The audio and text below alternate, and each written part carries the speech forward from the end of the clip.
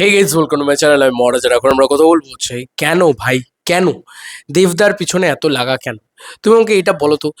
মর্নিংটা good নয় এই কারণেই, কারণ যে মানুষটা বলছে আমি রাজনীতিটা ছেড়ে দিয়েছি, যে মানুষটা বলছে যে আমি কি বলবো, মানে আমি ঘাটাল মাস্টার প্ল্যানটাকে নিয়ে এক নাগাড়ে একটা জিনিস নিয়ে আমি লড়াই করে গেছি, আমার মুখ্যমন্ত্রী শুভেন্দু অধিকারীর সাথে কোনো রকম কোনো কথা হয়নি এ বিষয়ে।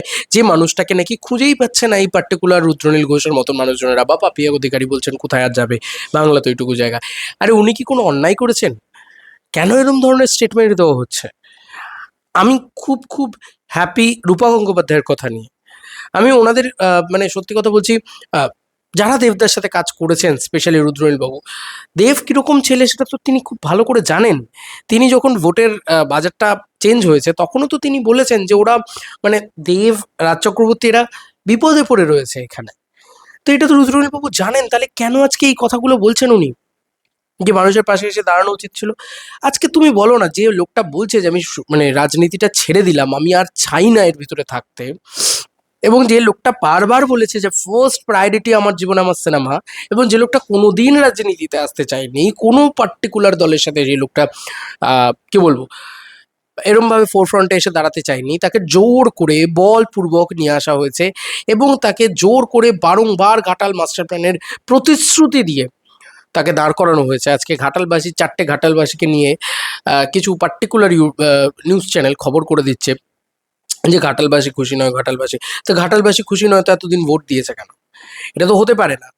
দেখো, একটা জিনিস বুঝতে হবে যে একটা লোক লড়াই করেছে, সকলের জন্য লড়াই করেছে। লোকটা লড়াইটায় নিজে তো জিতেছে, কিন্তু লোকটা ওই অঞ্চলটার যে রকম উন্নতি করা দরকার, তুমি রাস্তাঘাট দেখো, আমি ঘাটালে নিজে গিয়েছি বলে বলছি, রাস্তাঘাট প্রচণ্ড উন্নতি হয়ে গেছে। তো দেখো, আমাকে একটা কথা বলতেই হবে, যে দেব আজকে দেশু সেভেনের শুটিং করছে, তাকে একটু শান্তিতে শুটিংটা করতে দাও। কিছু না কিছু করে রাজনীতি আর তাকে, মানে আর আর রং লাগিও না, সে ছেড়ে দাও ভাই মানুষটাকে, ছেড়ে দাও মানুষটাকে, একটু বাঁচতে দাও অক্সিজেন নিয়ে। আগের সরকারও তাকে বাঁচতে দেয়নি, তাকে মানে ওই বলে না যে একদম গলা ঘোটকে লাগ দিয়া, এরকম জিনিসপত্র করেছে। এই সরকারের কাছে অনুরোধ যেন তাকে বাঁচতে দেওয়া হয়। কারণ আজকে এই লোকটা বারবার, আজকের তো নয়, ক্লিপটা তো আজকের নয়, অপু সংসারের ক্লিপ কবেকার, 2017 সালের ক্লিপ। তখনও দেব কি বলছে যে আমার কাছে ফার্স্ট প্রায়োরিটি সিনেমা, দেন তারপরে আমার রাজনৈতিক ক্যারিয়ার। কারণ আমি যদি অভিনেতা দেব না হতাম তাহলে আমি কোনোদিন নেতা হতে পারতাম না, বা আমাকে কেউ নেতার জন্য অফার করতো না। দেবকে অফার করা হয়েছে, দেব লাফাতে লাফাতে চলে গিয়েছে অফারটা অ্যাকসেপ্ট করতে। না না না, দেবকে জোর করে এখানে নিয়ে আসা হয়েছে, জোর করে এখানে রাখা হয়েছে। 2024 সালেও তো মানুষটা পদত্যাগ করতে চেয়েছিল, ছেড়েই তো দিয়েছিল যে এটা আমার লাস্ট ডে অফ পার্লামেন্ট। তারপরে ওই যে গেল, তারপরে যে ওই যে কি হলো ওর ভিতরে, তারপরে দেব কি বললো, রাজনীতি আমাকে ছাড়, আমি রাজনীতি ছাড়তে চাইলেও রাজনীতি আমাকে ছাড়বে না। আজকে তো দিনটা, কথাটা তো সেম ভাবে মিলে যাচ্ছে। আজকে এই পার্টি, সেই পার্টি যারা, স্পেশালি দেখো, আমার আর কাউকে নিয়ে কোনো সমস্যা নেই। হিরণ যদি কোনো স্টেটমেন্ট রাখে আমার কিচ্ছু যায় আসে না। আমি জাস্ট মানে বদরডি নই হিরণকে নিয়ে কথা বলতে।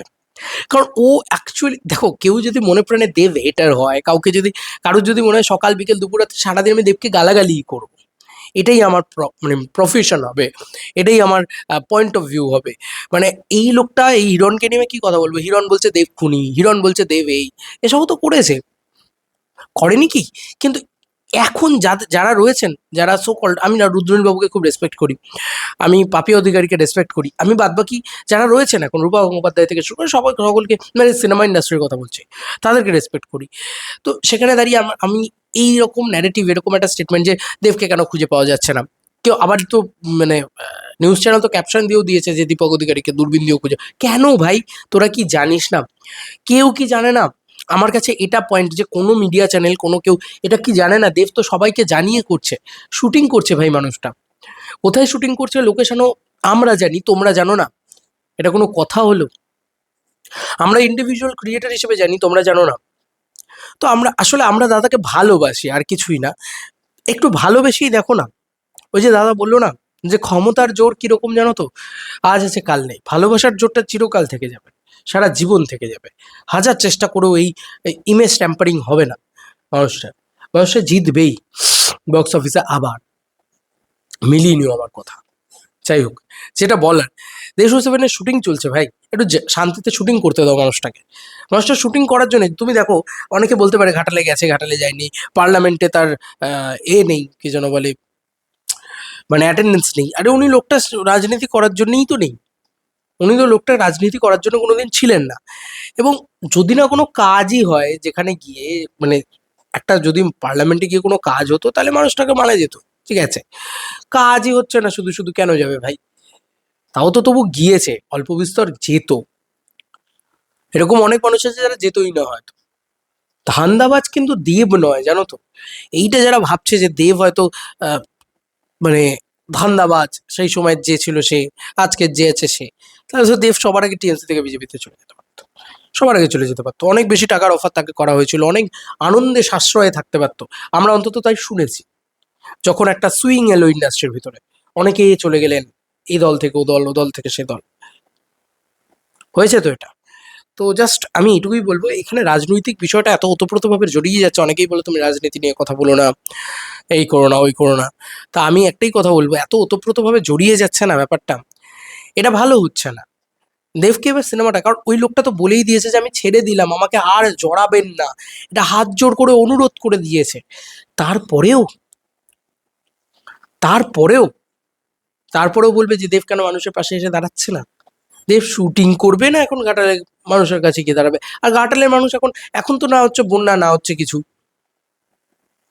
আর দেব তো ডেফিনেটলি এখন যতক্ষণ ওনার এমপি পদটা রয়েছে ততক্ষণ উনি তো বলেছেন যে আমার আহ, মুখ্যমন্ত্রীর কাছে একটাই অনুরোধ, যে ঘাটাল মাস্টার প্ল্যানটা যেন হয়। লোকটা, ছেলেটা জান লড়িয়ে দিয়েছে ঘাটাল মাস্টার প্ল্যানের জন্য। এটা বলতে হবে। আমরা তো চোখের সামনে দেখেছি সেই দৃশ্য। সেই সরকার তাকে সেই সাপোর্ট করেনি, তাকে তাকে তার ফেসটাকে ব্যবহার করে রাজনীতি করে গেছে। এই সরকার কাজ করুক, দেব তো সবসময় সঙ্গে আছে, সবসময় চেয়েছে যে ঘাটাল মাস্টার প্ল্যান হোক, তাই না? যাই হোক, এটুকুই বলার ছিল। আমি দেখছিলাম কিছু নেগেটিভিটি হচ্ছে সোশ্যাল মিডিয়াতে, আবার সেই এক জিনিস। ভাই মানুষটাকে শুটিং করতে দাও, ছয় ছয় দিন মতন শুটিং চলছে, যত্ন নিয়ে মানুষটা শুটিং করতে পারবে না এইভাবে, সিনেমাটা ভালো হবে না। এগুলো কি হচ্ছে ভাই? মাইন্ডটাকে ফ্রেশ থাকতে দাও দাদার। এগুলোকে সত্যিই ভালো কিছু হচ্ছে তুমি বলো তো? একটা, উনি ডিরেক্টর, উনি একজন প্রডিউসার, উনি একজন, আর পাপিয়া অধিকারী বলছেন কি ইনভেস্টরদের টাকা কোথা থেকে আসছে কি বৃত্তান্ত। এগুলো ভুলভাল কথা। তাহলে আজকে দেব এই কথা, এত বড় স্টেটমেন্টটা রাখে কেন? যে আমি আজকে যদি আমি তো বলবো যে তাহলে সেটা তো সব থেকে বড় ডেট্রিমেন্টাল জিনিস। দেব কোনোদিন ডেট্রিমেন্টাল জিনিস করেছে বলে তো আমি জানি না, আমার দেখা নেই।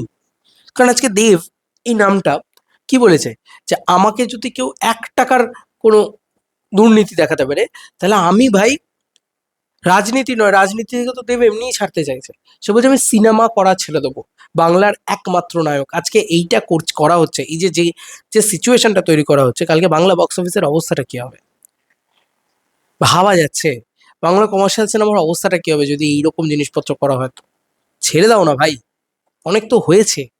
মানুষটা ছেড়ে দিয়েছে, দেবদা ছেড়ে দিয়েছে, এবার তাকে শুটিংটা করতে দাও প্লিজ, রিকোয়েস্ট টু এভরিওয়ান। যারা দেবদাকে চেনেন তারা সকলে জানেন যে দেব এরকম ছেলে নয়। দেব ঘাটালে ততবার গিয়েছে, ততবার করেছে। আমি নিজে দেবদার সাথে ঘাটালে গিয়েছি, ঘাটালের মানুষ দেবদাকে কি পরিমাণে ভালোবাসে আমি দেখেছি চোখের সামনে। আমি অগণিত দর্শকদের, না ওরকম 4 জন নয়, 4 জনকে সামনে দেখিনি আমি। আমি অলমোস্ট তোমাদেরকে বলছি 4-5 হাজার লোক দেখেছি একসাথে।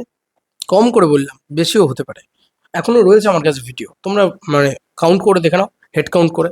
একটা লোক দাদাকে নিয়ে কোনো খারাপ মন্তব্য করেনি, তারা দাদাকে সেলিব্রেট করছিল, ওখানকার মিডিয়া দাদাকে সেলিব্রেট করছিল। আমি দেখেছি চোখের সামনে। দাদা আমাকে বলছে যে আরে সরে যা না হালকা, ওরা শুট করুক না। দাদা সকলের জন্যে। তো যাই হোক, এটাই বলার যে দেবকে যারা চেনে, দেবকে যারা ক্লোজলি দেখেছে, তারাই দেবকে চেনে, তারাই দেবকে জানে। আর দেবকে আহ, যারা চিনেও, রাজনৈতিক ব্যাপারটাকে চরিতার্থ করার জন্য এরকম ধরনের স্টেটমেন্ট দিচ্ছে, প্লিজ করবেন না। বিবেকের কাছে তো কিছু বলুন, এগুলো ঠিক নয়। কারণ আপনারা সকলেই জানেন দেবকে খুঁজে পাওয়া যাচ্ছে না। দেবকে কেন খুঁজে পাওয়া যাচ্ছে না? দেব তো কোথায়, কোন দিন, কোন সব কিছুতে দেব থাকতো। অনেকেই আজকে বলতে পারে যে যাদের দুর্নীতির নাম এসছে, দেব তো সেই দিনকেও বলেছিল যাদের দুর্নীতির নাম এসছে। ধরো একটা কারো দুর্নীতির নাম এসছে, দেব তখন বলেছিল আমার নাম কি অমুক। আমি জানি না এই বিষয়, আমার কোনো বলার কথা নয়, বলছি না এই বিষয়। দেব কিন্তু সব বিষয়, মানে সোশ্যাল মিডিয়ায় যা ঘটছে বা যখন যা জিও পলিটিক্যাল সিনারিও হয়েছে, সব বিষয়ে দেব কিন্তু স্টেটমেন্ট দেয়নি। এটা কিন্তু দেব করেনি। দেব নিজের কাজটাই করেছে চিরকাল। আজকেও সে শুটিংটাই করছে মন দিয়ে। এই যদি সিনারিও হয়, কালকে তো দাদার কানে এই জিনিসপত্রগুলো যাবে, এগুলো তো দেখবে, দাদার কানে যাক চোখে যাক, খারাপ লাগবে না মানুষরা? শুটিং করতে পারবে? তার মনোবলটা ভেঙে যাচ্ছে বারবার, মানুষকে বিছিয়ে দিচ্ছ তার বিরুদ্ধে। এটা ঠিক নয়, এটা ঠিক নয়, দিস ইজ নট ফেয়ার। কারণ ওই মানুষটা মানুষের পাশে সব থেকে বেশি দাঁড়িয়েছে। আজকে করোনার দিনগুলো আমরা ভুলে যাব, ওই মানুষটা সব থেকে বেশি পাশে দাঁড়িয়েছে, কোনো পলিটিক্যাল সাপোর্ট ব্যাকগ্রাউন্ড ছাড়া। সোনু সুদ যেটা, দেব সেটা। দেব সেদিনকে কিন্তু কোনো পলিটিক্যাল কারণে দাঁড়ায়নি পাশে, এমনি দাঁড়িয়েছে পাশে। হি ইজ দেব, সেই বলে দাঁড়িয়েছে, দীপক অধিকারী দাঁড়ায়নি। তো বুঝতে হবে, এগুলো একটু বুঝতে হবে। আননেসেসারি নেগেটিভিটি বন্ধ করতে হবে। কারণ একটা লোক শুটিং করছে, এই বাংলার ভিতরেই শুটিং করছে, এমন নয় যে বাইরে চলে গেছে শুটিং করতে।